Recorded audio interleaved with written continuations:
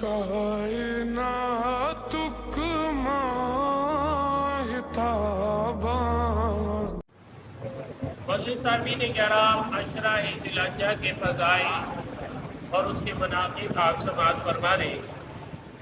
فرمایا فجر سے مراد ماہ محرم کی صبح اور اس کی فضیلت۔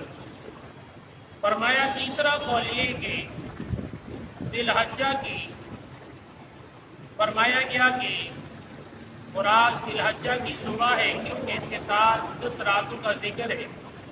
اور پھر فرمایا یہ عظیم عبادت کا مہینہ کا پہلا دن ہے۔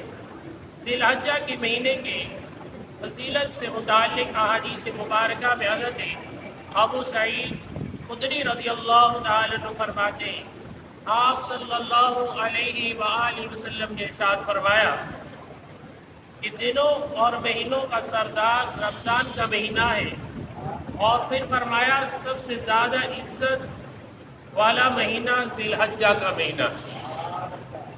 پھر ارشاد فرمایا کہ دوسرا قول کہ ذی الحجہ سے مراد ماہ محرم کی صبح ہے، اور حدیث مبارکہ میں فرمایا گیا، حضرت ابن عباس رضی اللہ تعالی عنہ فرماتے ہیں کہ فجر سے مراد محرم کی صبح ہے، جو سال کا پہلا دن کی فجر کی وقت ہے۔ فرمایا اس سے مراد یہ ہے۔